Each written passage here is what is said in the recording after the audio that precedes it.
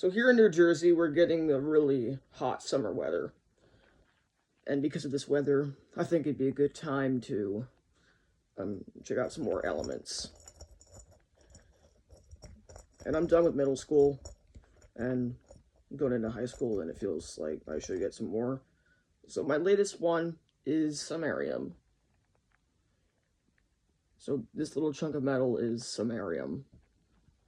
It looks like a really shiny metal with a slight yellowish tint.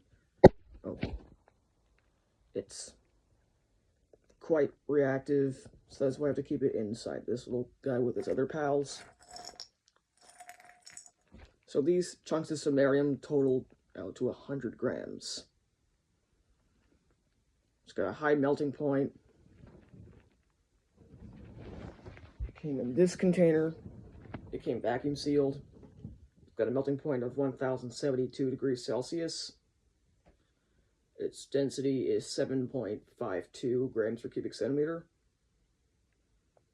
And its CAS number is 74401919. I don't know what that means, though.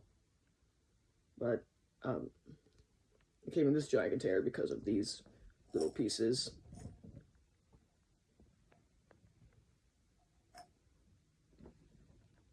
So in terms of toxicity of samarium toxicity is not that high. It's slightly toxic, and that's mainly because of its compounds. That's why every time I search up, is samarium toxic? Google says, yes, samarium is considered toxic and should be handled with care. And then I say, how toxic? And then they say, low to moderate toxicity, particularly its compounds. So that's what they mean by moderately toxic. So if you're handling samarium by itself, I would say it's probably okay. It's perfectly fine to handle this. It's not toxic. And it's like elemental form by its compounds you should handle with care. But, well, anyway, back to the metal itself. It's a quite reactive metal that looks pretty shiny and beautiful when you first look at it, but then it starts to tarnish slowly and gets coated in this not so beautiful oxide layer.